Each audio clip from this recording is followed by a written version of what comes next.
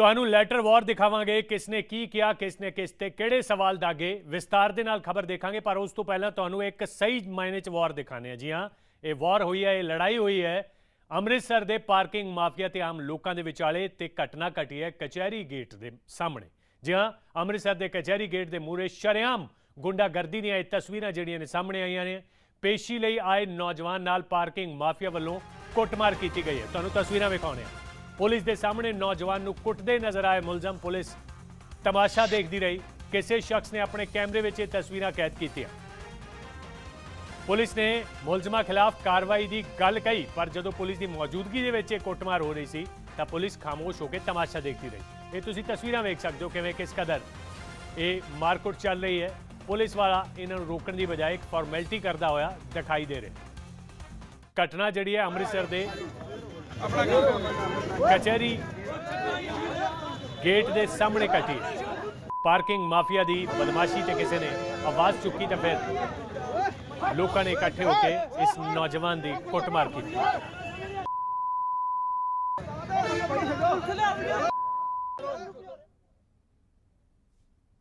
मैं की है स्टैंड से ला 20 रुपये पर्ची ने मैं दे देना। मैं अगू गाल कट के कहना कचहरी ते प्यो दी आ देखो भाई सर भाई घड़ा मारे आ बाकी आऊंगा सर घड़ा मैं आ वीर नहीं आया। मैं इन्होंने इको गल कही, मैं भाजी ऑर्डर है बाहर ला लो, इन्नी गल कही। अगो मेरे कान दे लग आया, कहते गलत गल्लां करके कहते कि तेनों साडे लोग पता नहीं है ही कौन है। मैं भाई तुम पर्ची पैसे रहन तो ला दो, मैं गड्डी तुहाडी सामभ के रखूँगा सारा दिन। नहीं sir, starting sir CCTV first sir मैं तो कड़ा कोई पाया ही नहीं है सर मेरे नाल सर। नहीं मैं इको गल कही इन्होंने, भाजी बाहर लाओ। कहते मैं इंटैलीजेंस भी पता नहीं कि होए, तो मैं गैंग बदमाश हाँ, मेरी तरीक है पता नहीं की इन्होंने मैनू कहा इदा का कुछ। तो मैं भाई बाहर लाओ, मैं एक बारी भाई तुम ला लो, मैं गड्डी सामभ के रखूँगा। इन्ने साल तो मारे गए, इन्होंने सट पिट लाई गई सर, मैं क्यों मारूंगा सर। ਇਹ ਸਕੂਟਰ ਪਾਰਕਿੰਗ ਤੇ ਲਾਉਣ ਤੋਂ ਚ ਇਹਨਾਂ ਦਾ ਆਪਸ ਵਿੱਚ ਝਗੜਾ ਆ ਗੇਟ ਨੰਬਰ 1 ਤੇ ਦੋਨੇ ਸਾਡੇ ਕੋ ਆਏ ਆ। ਕੰਪਲੇਂਟ ਲੈ ਲੈਂਦੇ ਆ, ਵੈਰੀਫਾਈ ਵੀ ਕਰ ਲੈਂਦੇ ਆ ਕੀ ਗੱਲਬਾਤ ਹੈ, ਸੱਚਾਈ ਕੀ ਹੈ ਤੇ ਚੈੱਕ ਕਰ ਲੈਂਦੇ ਕੈਮਰੇ ਵੀ। ਮਨਿੰਦਰ ਮੋਂਗਾ ਮੇਰੇ ਨਾਲ ਨੇ, ਮੇਰੇ ਸਹਿਯੋਗੀ। ਮਨਿੰਦਰ, ਵੈਸੇ ਤਾਂ ਜਦੋਂ ਪੁੱਛਿਆ ਗਿਆ ਉਹ ਤਾਂ ਇੱਕ ਦੂਜੇ ਨੂੰ ਭਾਜੀ ਭਾਜੀ ਕਹਿ ਰਹੇ, ਪਰ ਇਹ ਤਸਵੀਰਾਂ ਕੁਝ ਹੋਰ ਹੀ ਬਿਆਨ ਕਰ ਰਹੀਆਂ। ਕੀ ਮਸਲਾ ਸੀ? देखो नविंदर, ये तस्वीर अमृतसर के कोर्ट कंपलैक्स के बाहर दी ने, जिथे सड़क के दोनों पासे पार्किंग जी है, गड्डियां लोग पार्क करते हैं और उसके लिए जो ठेकेदार ने पार्किंग के उन्होंने वालों पर्ची कट्टी जाती है। तो पार्किंग माफिया जिहड़ा इसको कहा जा सकता है, क्योंकि इन्हां वालों किसी वालों भी पैसे देने तो ना किए जाण ते पूरी तरह दे नाल गुंडागर्दी जिहड़ी ओह दिखाई जाती, जिस जो तस्वीर अज साफ बयान कर रही ने। और सब तो अहम गल कि पेशी दे लई एक नौजवान पहुंचे और उसकी कार पार्क करने तो लैके उसका इन्हां पार्किंग के ठेकेदारां दे नाल झगड़ा हुंदा, जिस दे बाद उनकी बुरी तरह दे नाल बड़ी बेरहमी दे नाल कुटमार की जाती। और पुलिस क्योंकि कोर्ट कंपलैक्स है नेका हवालाती पेशी के लिए इत्थे लिआंदा जांदा और वड्डी गिनती दे विच पुलिस के जवान ते अधिकारी हमेशा इत्थे तैनात रहिंदे ने। पर हैरानी की गल है कि इस नौजवान की बुरी तरह के नाल कुटमार की जाती रही और पुलिस उत्थे मूक दर्शक बन के देखती रह गई। पर जदों मीडिया मौके पर पहुंचे तो जरूर पुलिस हरकत च आई और उस तो बाद जिहड़ा है इन्हां लोकां इस नौजवान नूं छुड़ाया गया और उस तो बाद एक ऐलान दावा किया गया कि CCTV फुटेज के आधार पर जो भी दोषी पाया जाऊगा उसके खिलाफ सख्त कार्रवाई की। हालांकि पार्किंग के ठेकेदारों का यह कहना है कि यह नौजवान गड्डी अंदर ले जाने की कोशिश कर रहे थे, जबकि अंदर गड्डी ले जाने ते पाबंदी लाई गई। हालांकि अंदर वकीलों दी या होर अहम शख्सियतां दी गड्डियां दा दाखला अंदर है, पर इस नौजवान नूं दे बारे इन्हां वालों यह कहा गया कि नौजवान गड्डी अंदर ले जाने की कोशिश कर रहे, जिस दे चलदे उत्थे जिहड़ा झगड़ा होया, जिससे तक जिहड़ी हथोपाई दी नौबत आई। पर हालात जो भी होण, कारण जो भी होवे, इस नौजवान की जो बेरहमी दे नाल कुटमार की गई है उसके लिए जो है इंसाफ मिलना लाजमी है। जी बहुत धन्यवाद मनिंदर इस जानकारी के लिए। बार बार इस तरीके दी खबरां पार्किंग माफिया के नाल जुड़ियां हुई आउंदियां ने। हुण हालांकि दोवें एक दूजे नूं गलत दस रहे हैं, पर ये जो तस्वीरां सामने आईयां ये बिल्कुल हर बार जिहड़े झगड़े हुंदे ने ते इह जिहियां तस्वीरां सामने आउंदियां ने और इल्ज़ाम पार्किंग माफिया ते लगदे ने कि ये बदमाशी की जाती है, गुंडागर्दी की जाती है। उस दी एक तस्वीर अमृतसर मुड़ सामने। अगले वधदे हैं और गल करते हैं लैटर वार की। जी हाँ, CM भगवंत मान ने हुण राजपाल नूं लिखती जवाब भेजिया। कल जिहड़ा पत्तर भेजिया गया सी राजपाल वालों, उसका जवाब ਲਿਖਤੀ ਤੌਰ ਤੇ ਸੀਐਮ ਵੱਲੋਂ ਵੀ ਭੇਜ ਦਿੱਤਾ ਗਿਆ ਹੈ। ਮੁੱਖ ਮੰਤਰੀ ਮਾਨ ਨੇ ਰਾਜਪਾਲ ਨੂੰ ਹੀ ਸਵਾਲ ਪੁੱਛ ਰਹੇ ਨੇ। ਇਹ ਪੁੱਛਿਆ ਕਿ ਤੁਸੀਂ ਦੱਸੋ ਕਿ ਰਾਜਪਾਲ ਦੀ ਚੋਣ ਕਿਸ ਆਧਾਰ ਤੇ ਹੁੰਦੀ ਹੈ। ਕੱਲ ਰਾਜਪਾਲ ਨੇ ਪੁੱਛਿਆ ਸੀ ਕਿ ਤੁਸੀਂ ਜਿਹੜੇ ਪ੍ਰਿੰਸੀਪਲ ਚੁਣ ਕੇ ਭੇਜੇ ਨੇ ਉਹਨਾਂ ਦੀ ਚੋਣ ਕਿਸ ਆਧਾਰ ਤੇ ਕੀਤੀ, ਤਾਂ ਹੁਣ ਮੁੱਖ ਮੰਤਰੀ ਨੇ ਪੁੱਛ ਲਿਆ ਕਿ ਰਾਜਪਾਲ ਦੀ ਚੋਣ ਕਿਸ ਆਧਾਰ ਤੇ ਹੁੰਦੀ ਹੈ। ਰਾਜਪਾਲ ਨੇ ਸਿੰਗਾਪੁਰ ਭੇਜੇ ਪ੍ਰਿੰਸੀਪਲਾਂ ਦੀ ਚੋਣ ਦਾ ਆਧਾਰ ਪੁੱਛਿਆ ਸੀ। ਪ੍ਰਿੰਸੀਪਲਾਂ ਦੀ ਚੋਣ ਦਾ ਆਧਾਰ ਪੁੱਛੇ ਜਾਣ ਤੇ ਜਵਾਬ ਦਿੱਤਾ ਹੈ ਮੁੱਖ ਮੰਤਰੀ ਨੇ ਪੱਤਰ ਦੇ ਵਿੱਚ ਤਿੱਖੇ ਸ਼ਬਦਾਂ ਦੇ ਵਿੱਚ ਹਮਲਾ ਕੀਤਾ ਹੈ। ਕਿਹਾ ਕਿ ਰਾਜਪਾਲ ਦੀ ਚੋਣ ਕਿਵੇਂ ਹੁੰਦੀ ਹੈ ਇਹ ਦੱਸ ਕੇ ਪੰਜਾਬੀਆਂ ਦੀ ਨੌਲੇਜ ਦੇ ਵਿੱਚ ਵਾਧਾ ਕੀਤਾ ਜਾਵੇ। ਲੈਟਰ ਦੇ ਵਿੱਚ ਕੀ ਲਿਖਿਆ ਆਓ ਤੁਹਾਨੂੰ ਦੱਸਦੇ ਹਾਂ। ਬੜਾ ਛੋਟਾ ਪਰ ਬੜਾ ਤਿੱਖਾ ਪੱਤਰ ਭਗਵੰਤ ਮਾਨ ਨੇ ਲਿਖਿਆ। ਉਹਨਾਂ ਕਿਹਾ ਕਿ ਮੈਨੂੰ ਤੁਹਾਡੀ ਚਿੱਠੀ ਮਿਤੀ 13 ਫਰਵਰੀ ਨੂੰ ਮਿਲੀ। ਆਪ ਜੀ ਦੀ ਚਿੱਠੀ ਵਿੱਚ ਜਿੰਨੇ ਵੀ ਵਿਸ਼ੇ ਲਿਖੇ ਨੇ ਉਹ ਸਾਰੇ ਰਾਜ ਸਰਕਾਰ ਦੇ ਵਿਸ਼ੇ ਨੇ। ਇਸ ਸੰਬੰਧ ਵਿੱਚ ਮੈਂ ਸਪਸ਼ਟ ਕਰਨਾ ਚਾਹਾਂਗਾ ਕਿ ਭਾਰਤੀ ਸੰਵਿਧਾਨ ਅਨੁਸਾਰ ਮੈਂ ਅਤੇ ਮੇਰੀ ਸਰਕਾਰ 3 ਕਰੋੜ ਪੰਜਾਬੀਆਂ ਨੂੰ ਜਵਾਬਦੇਹ ਹੈ। ਕੱਲ ਟਵੀਟ ਵਿੱਚ ਵੀ ਉਹਨਾਂ ਨੇ ਇਹੀ ਗੱਲ ਲਿਖੀ ਸੀ। ਅੱਜ ਉਹਨਾਂ ਨੇ ਲਿਖਿਆ ਕਿ ਆਪ ਨੇ ਮੈਨੂੰ ਪੁੱਛਿਆ ਕਿ ਸਿੰਗਾਪੁਰ ਵਿਖੇ ਟ੍ਰੇਨਿੰਗ ਲਈ ਪ੍ਰਿੰਸੀਪਲਾਂ ਦੀ ਚੋਣ ਕਿਸ ਆਧਾਰ ਤੇ ਕੀਤੀ ਹੈ। ਇਸ ਦੇ ਜਵਾਬ ਵਿੱਚ ਮੁੱਖ ਮੰਤਰੀ ਲਿਖਦੇ ਨੇ ਜਾਂ ਇਹ ਕਹੀਏ ਕਿ ਜਵਾਬ ਦੇ ਬਦਲੇ ਸਵਾਲ ਪੁੱਛਦੇ ਨੇ ਕਿ ਪੰਜਾਬ ਦੇ ਵਾਸੀ ਇਹ ਪੁੱਛਣਾ ਚਾਹੁੰਦੇ ਨੇ ਕਿ ਭਾਰਤੀ ਸੰਵਿਧਾਨ ਵਿੱਚ ਕਿਸੇ ਸਪਸ਼ਟ ਯੋਗਤਾ ਦੀ ਅਣਹੋਂਦ ਵਿੱਚ ਕੇਂਦਰ ਸਰਕਾਰ ਵੱਲੋਂ ਵੱਖ-ਵੱਖ ਰਾਜਾਂ ਵਿੱਚ ਰਾਜਪਾਲ ਦੀ ਨਿਯੁਕਤੀ ਕਿਸ ਆਧਾਰ ਤੇ ਕੀਤੀ ਜਾਂਦੀ ਹੈ। ਸਵਾਲ ਦੇ ਬਦਲੇ ਸਵਾਲ ਦਾਗ ਦਿੱਤਾ ਮੁੱਖ ਮੰਤਰੀ ਨੇ। ਪੱਤਰ ਛੋਟਾ ਹੈ ਪਰ ਸਵਾਲ ਬਹੁਤ ਵੱਡਾ ਹੈ। ਕਿਰਪਾ ਕਰਕੇ ਇਹ ਦੱਸ ਕੇ ਪੰਜਾਬੀਆਂ ਦੀ ਜਾਣਕਾਰੀ ਵਿੱਚ ਵਾਧਾ ਕਰੋ। ਇਹ ਸਵਾਲ ਜਿਹੜਾ ਹੈ ਉਹ ਕੀਤਾ ਹੈ ਹੁਣ ਮੁੱਖ ਮੰਤਰੀ ਮਾਨ ਨੇ ਔਰ ਲਿਖਿਆ ਆਦਰ ਸਹਿਤ ਭਗਵੰਤ ਮਾਨ। ਸਵਾਲ ਦੇ ਬਦਲੇ ਸਵਾਲ, ਪੱਤਰ ਦੇ ਬਦਲੇ ਪੱਤਰ। ਵਾਰ ਜਿਹੜੀ ਹੈ ਆਪਣੇ ਸਿਖਰਾਂ ਤੇ ਪਹੁੰਚ ਚੁੱਕੀ ਹੈ। ਸੀਐਮ ਮਾਨ ਵੱਲੋਂ ਰਾਜਪਾਲ ਵੱਲੋਂ ਪੁੱਛੇ ਸਵਾਲ ਤੇ ਭਾਜਪਾ ਵੀ ਭੜਕ ਉੱਠੀ ਹੈ। ਹਰਜੀਤ ਗਰੇਵਾਲ ਨੇ ਸੀਐਮ ਮਾਨ ਨੂੰ ਗੈਰ ਤਜਰਬੇਕਾਰ ਕਰਾਰ ਦੇ ਦਿੱਤਾ ਹੈ। ਉਹਨਾਂ ਕਿਹਾ ਕਿ ਜੇ ਤੁਹਾਨੂੰ ਇਹ ਹੀ ਨਹੀਂ ਪਤਾ ਕਿ ਰਾਜਪਾਲ ਕਿਸ ਆਧਾਰ ਤੇ ਚੁਣੇ ਜਾਂਦੇ ਨੇ ਤਾਂ ਫਿਰ ਤੁਸੀਂ ਮੁੱਖ ਮੰਤਰੀ ਕਿਵੇਂ ਬਣ ਗਏ। ਹਰਜੀਤ ਗਰੇਵਾਲ ਦਾ ਕਹਿਣਾ ਹੈ ਕਿ ਰਾਸ਼ਟਰਪਤੀ ਆਪਣੇ ਪ੍ਰਤੀਨਿਧੀ ਹਰ ਸੂਬੇ ਵਿੱਚ ਨਿਯੁਕਤ ਕਰਦਾ ਹੈ। ਇੰਨੀ ਕੁ ਜਾਣਕਾਰੀ ਤਾਂ ਸੀਐਮ ਸਾਹਿਬ ਨੂੰ ਹੋਣੀ ਚਾਹੀਦੀ ਹੈ। ਸੀਐਮ ਸਾਹਿਬ ਤੁਹਾਨੂੰ ਸਮਝਾਉਣ ਵਾਲਾ ਕੋਈ ਕਿਉਂ ਨਹੀਂ ਹੈ, ਇਹ ਸਵਾਲ ਪੁੱਛਿਆ। ਭਗਵੰਤ ਮਾਨ ਜੀ ਪਹਿਲਾਂ ਪੜ੍ਹੇ ਲਿਖੇ ਵਕੀਲ ਕੋਲੋਂ ਸਮਝੋ ਕਾਨੂੰਨ ਤੇ ਫਿਰ ਇਸ ਤਰੀਕੇ ਦਾ ਸਵਾਲ ਪੁੱਛੋ, ਕਿਉਂਕਿ ਤੁਹਾਡੇ ਕਰਕੇ ਪੰਜਾਬੀਆਂ ਦੀ ਬਦਨਾਮੀ ਹੁੰਦੀ ਹੈ। ਤੁਸੀਂ ਹਮੇਸ਼ਾ ਸਰੂਰ ਅਤੇ ਗਰੂਰ ਵਿੱਚ ਰਹਿੰਦੇ ਹੋ। ਤਿੱਖਾ ਤੰਜ ਕੀਤਾ ਹਰਜੀਤ ਗਰੇਵਾਲ ਨੇ। ਜਿਹੜਾ ਪ੍ਰੈਜ਼ੀਡੈਂਟ ਆਫ ਇੰਡੀਆ ਉਹ ਆਪਣੇ ਪ੍ਰਤੀਨਿਧੀ ਹਰ ਸਟੇਟ 'ਚ ਅਪਾਇੰਟ ਕਰਦਾ, ਉਹਦਾ ਆਫਿਸ ਆਰਡਰ ਦੇਖ ਲੈਣ। ਮੁੱਖ ਮੰਤਰੀ ਇੰਨੇ ਅਗਿਆਨਤਾ ਕਿਉਂ ਰੱਖਦੇ ਆ? ਉਹਨਾਂ ਨੂੰ ਕੋਈ ਸਮਝਾਉਣ ਵਾਲਾ ਕਿਉਂ ਨਹੀਂ? ਬੋਲਣ ਤੋਂ ਪਹਿਲਾਂ ਸੋਚਦੇ ਕਿਉਂ ਨਹੀਂ?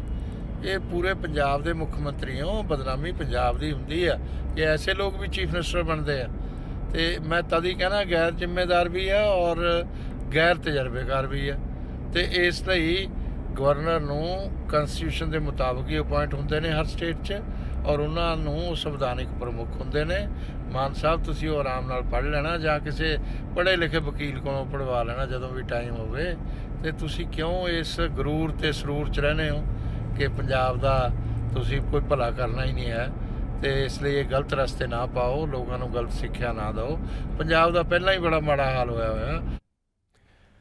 ਜੀ ਹਾਂ, ਇਹ ਕਹਾਣੀ ਸ਼ੁਰੂ ਹੋਈ ਸੀ ਰਾਜਪਾਲ ਵੱਲੋਂ ਲਿਖੇ ਪੱਤਰ ਤੋਂ ਤੇ ਅੱਜ ਸੀਐਮ ਮਾਨ ਨੇ ਸਪੀਚ ਦੇ ਦੌਰਾਨ ਆਪਣਾ ਜਵਾਬ ਵੀ ਦਿੱਤਾ। ਇਲੈਕਟਿਡ ਬਨਾਮ ਸਿਲੈਕਟਿਡ ਦੀ ਜੰਗ ਇਸ ਨੂੰ ਕਰਾਰ ਦੇ ਦਿੱਤਾ। ਅੱਜ ਪੂਰਾ ਦਿਨ ਕੀ ਇਸ ਮਾਮਲੇ ਦੇ ਵਿੱਚ ਉਤਾਰ ਚੜ੍ਹਾਅ ਆਏ, ਕੀ ਸਿਆਸੀ ਪ੍ਰਤੀਕਰਮ ਆਏ, ਕੀ ਕੁਝ ਸੀਐਮ ਮਾਨ ਨੇ ਕਿਹਾ, ਵੇਖੋ ਇਸ ਰਿਪੋਰਟ ਵਿੱਚ।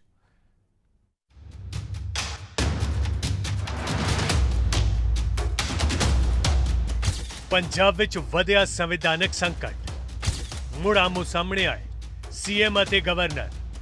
ਸ਼ੁਰੂ ਹੋਈ ਇਲੈਕਟਿਡ ਬਨਾਮ ਸਿਲੈਕਟਿਡ ਦੀ ਜੰਗ। ਪਰ ਵੱਡਾ ਸਵਾਲ, ਕੌਣ ਸਹੀ ਤੇ ਕੌਣ ਗਲਤ?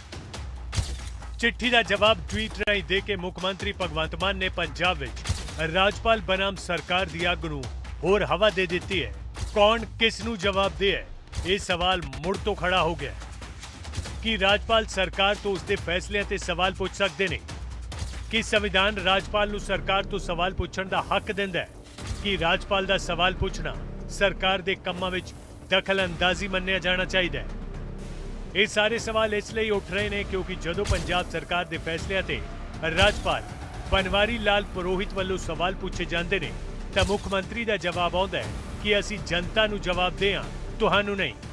ਦਰਅਸਲ ਰਾਜਪਾਲ BL ਪੁਰੋਹਿਤ ਵੱਲੋਂ ਚਿੱਠੀ ਲਿਖ ਕੇ ਮੁੱਖ ਮੰਤਰੀ ਭਗਵੰਤ ਮਾਨ ਤੋਂ ਸਰਕਾਰ ਦੇ ਕਈ ਫੈਸਲਿਆਂ ਤੇ ਜਵਾਬ ਮੰਗੇ ਗਏ ਸਨ। ਰਾਜਪਾਲ ਵੱਲੋਂ ਆਪਣੀ ਚਿੱਠੀ ਵਿੱਚ ਕੀ ਕਿਹਾ ਗਿਆ ਸੀ ਅਤੇ ਕਿਹੜੇ ਸਵਾਲ ਪੁੱਛੇ ਗਏ ਸਨ, ਉਹ ਵੀ ਤੁਹਾਨੂੰ ਦੱਸਦੇ ਹਾਂ। ਪ੍ਰਿੰਸੀਪਲਾਂ ਨੂੰ ਸਿੰਗਾਪੁਰ ਭੇਜਣ ਵੇਲੇ ਚੋਣ ਪਾਰਦਰਸ਼ੀ ਢੰਗ ਨਾਲ ਨਹੀਂ ਕੀਤੀ ਗਈ। ਪ੍ਰਿੰਸੀਪਲ ਦੀ ਚੋਣ ਨੂੰ ਲੈ ਕੇ ਮੈਨੂੰ ਸ਼ਿਕਾਇਤਾਂ ਮਿਲੀਆਂ। CM ਭਗਵੰਤ ਮਾਨ ਪ੍ਰਿੰਸੀਪਲ ਨੂੰ ਭੇਜਣ ਦੇ ਮਾਪਦੰਡ ਅਤੇ ਪੂਰੀ ਚੋਣ ਪ੍ਰਕਿਰਿਆ ਦੇ ਵੇਰਵੇ ਭੇਜਣ, ਪ੍ਰਿੰਸੀਪਲਾਂ ਦੀ ਯਾਤਰਾ ਤੇ ਹੋਏ ਕੁੱਲ ਖਰਚੇ ਦਾ ਹਿਸਾਬ ਦੇਣ, ਬੋਰਡਿੰਗ, ਰਿਹਾਇਸ਼ ਅਤੇ ਸਿਖਲਾਈ ਲਈ ਖਰਚੇ ਦੀ ਜਾਣਕਾਰੀ ਦਿਓ। PICTC ਚੇਅਰਮੈਨ ਗੁਰਿੰਦਰਜੀਤ ਸਿੰਘ ਜਵੰਦਾ ਦੀ ਨਿਯੁਕਤੀ ਤੇ ਵੀ ਰਾਜਪਾਲ ਨੇ ਸਵਾਲ ਚੁੱਕੇ। ਜਵੰਦਾ ਤੇ ਜਾਇਦਾਦ ਹੜੱਪਣ ਦਾ ਕੇਸ ਹੈ, ਉਕਤ ਕੇਸ ਬਾਰੇ ਪੂਰਾ ਵੇਰਵਾ ਭੇਜੋ। ਕੁਲਦੀਪ ਚਾਲ ਨੂੰ ਜਲੰਧਰ ਪੁਲਿਸ ਕਮਿਸ਼ਨਰ ਕਿਉਂ ਲਗਾਇਆ ਗਿਆ? ਰਾਜਪਾਲ ਵੱਲੋਂ ਪੁੱਛੇ ਗਏ ਇਹਨਾਂ ਸਾਰੇ ਸਵਾਲਾਂ ਤੇ ਸਭ ਤੋਂ ਪਹਿਲਾਂ ਮੁੱਖ ਮੰਤਰੀ ਸਾਹਿਬ ਟਵੀਟ ਕਰਕੇ ਲਿਖਦੇ ਨੇ ਕਿ ਰਾਜਪਾਲ ਜੀ, ਤੁਹਾਡੀ ਚਿੱਠੀ ਮੀਡੀਆ ਦੇ ਰਾਹੀਂ ਮਿਲੀ ਅਤੇ ਇਹ ਸਾਰੇ ਮਸਲੇ ਸਟੇਟ ਦੇ ਨੇ। ਅਜੇ ਵਿੱਚ ਅਸੀਂ ਪੰਜਾਬ ਦੀ ਜਨਤਾ ਨੂੰ ਜਵਾਬਦੇਹ ਹਾਂ, ਕੇਂਦਰ ਵੱਲੋਂ ਨਿਯੁਕਤ ਕਿਸੇ ਰਾਜਪਾਲ ਨੂੰ ਨਹੀਂ। ਇਸੇ ਟਵੀਟ ਨੂੰ ਮੇਰਾ ਜਵਾਬ ਸਮਝੋ। ਗੱਲ ਇੱਥੇ ਹੀ ਖਤਮ ਨਹੀਂ ਹੋਈ। ਵਿਧਾਨ ਸਭਾ ਵਿੱਚ ਵਿਧਾਇਕਾਂ ਦੀ ਟ੍ਰੇਨਿੰਗ ਸੈਸ਼ਨ ਦੀ ਸ਼ੁਰੂਆਤ ਦੌਰਾਨ ਜਦੋਂ CM ਮਾਨ ਮੰਚ ਤੇ ਆਏ ਤਾਂ ਉਦੋਂ ਵੀ CM ਨੇ ਸਿਲੈਕਟਡ ਬਨਾਮ ਇਲੈਕਟਡ ਤੇ ਟਿੱਪਣੀ ਕਰਕੇ ਆਪਣੀ ਪੜਾਸ ਕੱਢੀ। तो ਅਸੀਂ ਇਹੀ ਕੋਸ਼ਿਸ਼ ਕਰ ਰਹੇ ਹਾਂ ਸਾਰੇ ਕਿ ਪੰਜਾਬ ਨੂੰ ਜਿਨ੍ਹਾਂ ਨੇ ਚੁਣਿਆ ਉਹੀ ਫੈਸਲੇ ਕਰਨ, ਇਲੈਕਟਡ ਕਰਨ, ਨਾ ਕਿ ਸਿਲੈਕਟਡ ਕੋਈ ਵਿੱਚ ਆਪਣੀ ਟੰਗ ਅੜਾਉਣ ਕਿ ਆਹ ਕਿਉਂ ਹੋ ਗਿਆ, ਆਹ ਨਾ ਹੋ ਗਿਆ। ਲੋਕਤੰਤਰ 'ਚ ਇਲੈਕਟਡ ਲੋਕ ਜਿਹੜੇ ਨੇ ਉਹ ਵੱਡੇ ਨੇ, ਸਿਲੈਕਟਡ ਤਾਂ ਕੋਈ ਵੀ ਹੋ ਸਕਦਾ, ਠੀਕ ਹੈ ਨਾ। ਸੋ ਉਹਨਾਂ ਨਾਲ ਵੀ ਕੋਈ ਨਹੀਂ, ਸੁਧਾਰ ਲਾਂਗੇ, ਆ ਜਾਣਗੇ ਲੀ ਤੇ। ਕਿਉਂਕਿ ਕਈ ਵਾਰੀ ਇੱਧਰੋਂ ਉੱਧਰੋਂ ਕੋਈ ਕਹਿ ਦਿੰਦਾ ਐਂ ਲਿਖ ਦਿਓ, ਐਂ ਲਿਖ ਦਿਓ, ਉਹ ਚੰਗਾ ਨਹੀਂ ਲੱਗਦਾ। ਕਾਨੂੰਨ ਫਿਰ ਸਾਨੂੰ ਵੀ ਪਤਾ ਫਿਰ ਹੈ ਤਾਂ ਫਿਰ ਸੋ ਕਾਨੂੰਨ ਤਾਂ ਫਿਰ ਸਾਰਿਆਂ ਵਾਸਤੇ ਇੱਕੋ ਹੀ ਹੈ। ਸੋ ਜਿਹੜੇ ਕਾਨੂੰਨ ਰਾਹੀਂ ਉਹ ਰੋਕਦੇ ਨੇ, ਉਸ ਕਾਨੂੰਨ ਰਾਹੀਂ ਉਹਨਾਂ ਨੂੰ ਅਸੀਂ ਜਵਾਬ ਵੀ ਦੇ ਦਾਂਗੇ। ਸੋ ਕੋਈ ਇਸ ਤਰ੍ਹਾਂ ਦੀ ਗੱਲ ਨਹੀਂ, ਕੁੜੱਤਣ ਵਾਲੀ ਗੱਲ ਨਹੀਂ। ਸੂਬੇ ਵਿੱਚ ਬਣਦੇ ਜਾ ਰਹੇ ਇਸ ਸੰਵਿਧਾਨਿਕ ਸੰਕਟ ਤੇ ਵਿਰੋਧੀ ਵੀ ਸਰਕਾਰ ਨੂੰ ਘੇਰ ਰਹੇ ਨੇ। CM ਵੱਲੋਂ ਵਰਤੀ ਭਾਸ਼ਾ ਨੂੰ ਮਰਿਆਦਾ ਦੇ ਉਲਟ ਦੱਸ ਰਹੇ ਨੇ ਅਤੇ ਕਹਿ ਰਹੇ ਨੇ ਕਿ ਜੇ ਕੋਈ ਆਪ ਮੁਹਾਰੇ ਚੱਲੇਗਾ ਤਾਂ ਫਿਰ ਜੰਗਲ ਰਾਜ ਆ ਜਾਏਗਾ। ਜੀ ਮਿਸਟਰ ਪੰਜਾਬ ਨੂੰ ਇਹ ਰਾਏ ਦੇਣਾ ਚਾਹੂੰਗਾ ਕਿ ਵੇਖੋ, ਤੁਸੀਂ ਡਾਕਟਰ BR ਅੰਬੇਦਕਰ ਸਾਹਿਬ ਉਹਨਾਂ ਦੀ ਤੁਸੀਂ ਫੋਟੋ ਵੀ ਲਵਾਈ ਹੈ। ਉਹਨਾਂ ਦੀ ਕਨਸਟੀਟਿਊਸ਼ਨ ਮੁਤਾਬਕ ਜਿਹੜਾ ਕਨਸਟੀਟਿਊਸ਼ਨਲ ਹੈਡ ਹੈ ਪੰਜਾਬ, ਉਹਦੀਆਂ ਜੇ ਕੁਝ ਕੁਐਰੀਜ਼ ਨੇ ਜਿਹੜੀਆਂ ਮੈਂ ਸਮਝਣਾ ਬਿਲਕੁਲ ਠੀਕ ਨੇ। 5 ਚਿੱਠੀਆਂ ਦਾ ਉਹਨਾਂ ਜ਼ਿਕਰ ਕੀਤਾ ਹੈ। ਇੱਕ ਚਿੱਠੀ ਚੌਥੇ ਨੰਬਰ ਤੇ ਮੇਰੀ ਹੈ, ਜਿਹੜੀ ਮੈਂ ਉਹਨਾਂ ਨੂੰ ਇੱਕ ਨਵਲ ਅਗਰਵਾਲ ਬਾਰੇ ਲਿਖੀ। ਤੇ ਚੀਫ ਮਿਨਿਸਟਰ ਸਾਹਿਬ ਦਾ ਜੇ ਦਫ਼ਤਰ ਜਵਾਬ ਨਹੀਂ ਦਿੰਦਾ, ਇਹ ਫਿਰ ਇਸ ਤਰ੍ਹਾਂ ਹੀ ਹੋਏਗਾ ਕਿ ਕੱਲ ਨੂੰ ਚੀਫ ਮਿਨਿਸਟਰ ਦੀ ਕੋਈ ਚਿੱਠੀ ਚੀਫ ਸੈਕਟਰੀ ਨੂੰ ਜਾਏਗੀ ਤੇ ਚੀਫ ਸੈਕਟਰੀ ਜਵਾਬ ਦੇਣ ਤੋਂ ਇਨਕਾਰੀ ਹੋ ਜਾਏਗਾ, ਜਾਂ ਉਹੀ ਜਵਾਬ ਦੇਗਾ ਜਿਹੜਾ ਚੀਫ ਮਿਨਿਸਟਰ ਪੰਜਾਬ ਨੇ ਅੱਜ ਗਵਰਨਰ ਨੂੰ ਦਿੱਤਾ ਹੈ। ਤਾਂ ਇਹ ਤੇ ਅਨਾਰਕੀ ਹੋ ਜਾਏ। ਜੇ ਗਵਰਨਰ ਸਾਹਿਬ ਦੀ ਮੰਨੀਏ ਤਾਂ ਸਰਕਾਰ ਗੈਰ ਸੰਵਿਧਾਨਿਕ ਤਰੀਕੇ ਦੇ ਨਾਲ ਚੱਲ ਰਹੀ ਹੈ। ਗਵਰਨਰ ਸਾਹਿਬ ਦੀ ਚਿੱਠੀ ਦੇ ਵਿੱਚ ਜਿੱਥੇ ਹੋਰ ਬਹੁਤ ਸੰਜੀਦਾ ਮਸਲੇ ਨੇ, ਸਕਾਲਰਸ਼ਿਪ ਦੀ ਗੱਲ ਕਰਦੇ ਨੇ, ਪ੍ਰਿੰਸੀਪਲਾਂ ਨੂੰ ਸਿੰਗਾਪੁਰ ਭੇਜਣ ਦੀ ਗੱਲ ਕਰਦੇ ਨੇ, ਅਪਾਇੰਟਮੈਂਟਸ ਜਿਹੜੀਆਂ ਕੁਝ ਗੈਰ ਸੰਵਿਧਾਨਿਕ ਹੋ ਰਹੀਆਂ ਉਹਨਾਂ ਦੀ ਗੱਲ ਕਰਦੇ ਨੇ, ਉੱਥੇ ਇੱਕ ਬਹੁਤ ਜਿਹੜਾ ਅਹਿਮ ਮੁੱਦਾ ਹੈ ਉਹ ਇਹ ਹੈ ਕਿ ਦਿੱਲੀ ਦਾ ਕੇਜਰੀਵਾਲ ਦਾ ਨੁਮਾਇੰਦਾ ਨਵਲ ਅਗਰਵਾਲ ਉਹ ਪੰਜਾਬ ਦੀਆਂ ਕੈਬਨਿਟ ਮੀਟਿੰਗਾਂ ਦੇ ਵਿੱਚ ਬੈਠ ਰਹੇ। ਦੇਖੋ, ਇਹ ਗੱਲ ਕਿਸੇ ਤੋਂ ਧਰੀ ਲੁਕੀ ਨਹੀਂ ਕਿ ਸਾਡੇ ਪੰਜਾਬ ਦੀ ਸਾਰੀ ਸਰਕਾਰ ਅਰਵਿੰਦ ਕੇਜਰੀਵਾਲ ਚਲਾ ਰਿਹਾ, ਪਰ ਇਸ ਤਰੀਕੇ ਕੈਬਨਿਟ ਮੀਟਿੰਗਾਂ ਦੇ ਵਿੱਚ ਸਿੱਧਾ ਕੇਜਰੀਵਾਲ ਦੇ ਨੁਮਾਇੰਦੇ ਦਾ ਬਹਿਣਾ ਇਹ ਗੈਰ ਸੰਵਿਧਾਨਕ ਹੈ।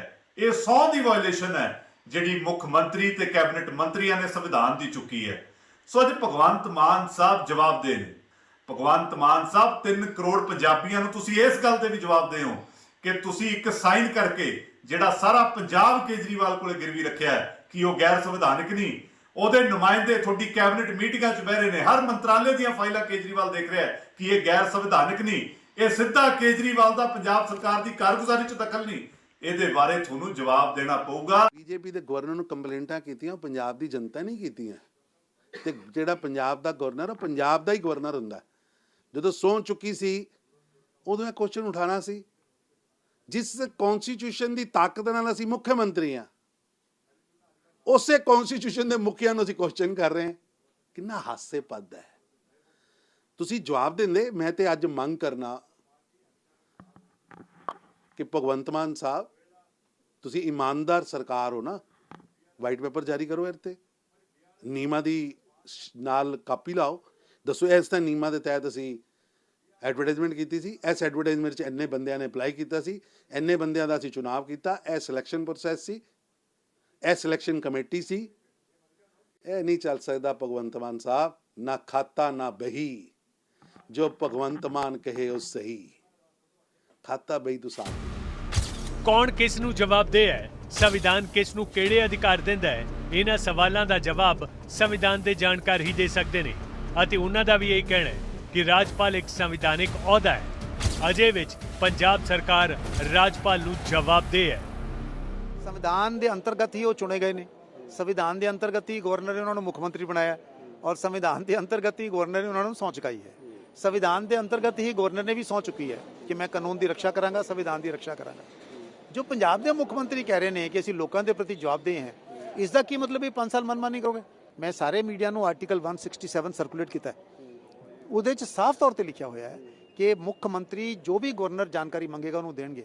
ਦੂਜੀ ਗੱਲ, ਕੀ ਜਾਣਕਾਰੀ ਮੰਗੀ ਹੈ ਉਹਨਾਂ ਨੇ ਇਹ ਜਾਣਕਾਰੀ ਮੰਗੀ ਹੈ ਕਿ ਤੁਸੀਂ ਕੁਝ ਪ੍ਰਿੰਸੀਪਲਸ ਸਿੰਗਾਪੁਰ ਟ੍ਰੇਨਿੰਗ ਵਾਸਤੇ ਭੇਜੇ ਸੀ, ਕੀ ਕ੍ਰਾਈਟੇਰੀਆ ਅਡਾਪਟ ਕੀਤਾ ਸੀ, ਕਿੰਨਾ ਖਰਚਾ ਹੋਇਆ। ਦੂਜੀ, ਸ਼੍ਰੀ ਪ੍ਰਤਾਪ ਸਿੰਘ ਬਾਜਵਾ ਨੇ, ਸੁਖਬੀਰ ਸਿੰਘ ਬਾਦਲ ਨੇ ਕੁਝ ਸ਼ਿਕਾਇਤਾਂ ਕੀਤੀਆਂ ਸਨ, ਉਹਨਾਂ ਬਾਰੇ ਉਹਨਾਂ ਤੋਂ ਕਮੈਂਟਸ ਮੰਗੇ ਨੇ, ਜਿਹੜਾ ਉਹਨਾਂ ਦਾ ਸੰਵਿਧਾਨਕ ਮੁਖੀਆ ਦੇ ਨਾਤੇ ਫਰਜ਼ ਹੈਗਾ, ਉਹ ਕੋਈ ਜਾਣਕਾਰੀ ਦੇਣ ਨੂੰ ਤਿਆਰ ਨਹੀਂ। ਵਾਈਸ ਚਾਂਸਲਰ ਦੀ ਅਪਾਇੰਟਮੈਂਟ ਸੁਪਰੀਮ ਕੋਰਟ ਦੀ ਜਜਮੈਂਟ ਦੇ ਬਾਅਦ ਵੀ UGC ਰੈਗੂਲੇਸ਼ਨ ਦੇ ਖਿਲਾਫ ਹੋਈ ਹੈ, ਉਸ ਦੀ ਜਾਣਕਾਰੀ ਮੰਗੀ ਹੈ, ਕੋਈ ਐਕਸ਼ਨ ਲੈਣ ਨੂੰ ਤਿਆਰ ਨਹੀਂ। ਇਸ ਕਰਕੇ ਅਗਰ ਹੁਣ ਇਹ ਸੋਚੋ ਕਿ ਬਈ ਅਸੀਂ ਕਿਉਂਕਿ ਲੋਕਾਂ ਨੇ 5 ਸਾਲ ਵਾਸਤੇ ਚੁਣਦੇ ਤਾਂ ਮਨਮਰਜ਼ੀ ਨਾਲ ਜੋ ਸਾਡਾ ਦਿਲਾਇਆ ਕਰਾਂਗੇ, ਜੋ ਮਰਜ਼ੀ ਕਰੀਏ, ਸਾਨੂੰ ਕੋਈ ਪੁੱਛਣ ਵਾਲਾ ਨਹੀਂ, ਕਹਿਣ ਵਾਲਾ ਨਹੀਂ, ਇਹ ਉਹਨਾਂ ਦੀ ਸੰਵਿਧਾਨ ਦੀ ਅਗਿਆਨਤਾ। ਮਾਹਿਰ ਕਹਿੰਦੇ ਨੇ ਕਿ ਸਰਕਾਰ ਵੱਲੋਂ ਲਏ ਗਏ ਫੈਸਲੇ ਤੇ ਰਾਜਪਾਲ ਵੱਲੋਂ ਸਵਾਲ ਕੀਤਾ ਜਾਣਾ ਪੂਰੀ ਤਰ੍ਹਾਂ ਸੰਵਿਧਾਨਿਕ ਹੈ। ਅਜੇ ਵਿੱਚ ਮੁੱਖ ਮੰਤਰੀ ਮਾਨ ਦੇ ਇਹ ਤੇਵਰ ਜ਼ਾਹਿਰ ਹੈ ਇਸ ਜੰਗ ਨੂੰ ਹੋਰ ਤਿੱਖਾ ਕਰਨਗੇ।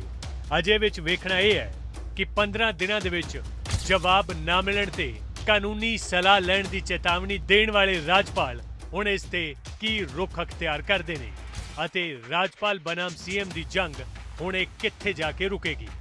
Bureau report PTC news. ਜੋ ਇਹ ਜੰਗ ਜਾਰੀ ਹੈ, ਬ੍ਰੇਕ ਤੋਂ ਬਾਅਦ ਤੁਹਾਨੂੰ ਇੱਕ ਬੇहद ਅਹਿਮ ਖਬਰ ਦਿਖਾਵਾਂਗੇ। ਖਬਰ ਇਹ ਹੈ ਕਿ ਪੰਜਾਬ ਦਾ ਕਿਸਾਨ ਕਰਜ਼ੇ ਦੇ ਮਾਮਲੇ ਵਿੱਚ ਦੇਸ਼ ਵਿੱਚ ਕਿਸ ਨੰਬਰ ਤੇ ਹੈ, ਕਿਹੜਾ ਰਾਜ ਹੈ ਜਿਸ ਦੇ ਵਿੱਚ ਸਭ ਤੋਂ ਘੱਟ ਕਿਸਾਨਾਂ ਤੇ ਕਰਜ਼ਾ ਹੈ ਔਰ ਕਿਹੜਾ ਸੂਬਾ ਹੈ ਜਿਸ ਵਿੱਚ ਕਿਸਾਨਾਂ ਤੇ ਸਭ ਤੋਂ ਵੱਧ ਕਰਜ਼ਾ। ਪੂਰੀ ਜਾਣਕਾਰੀ ਵਿਸਤਾਰ ਦੇ ਨਾਲ ਬ੍ਰੇਕ ਤੋਂ ਬਾਅਦ।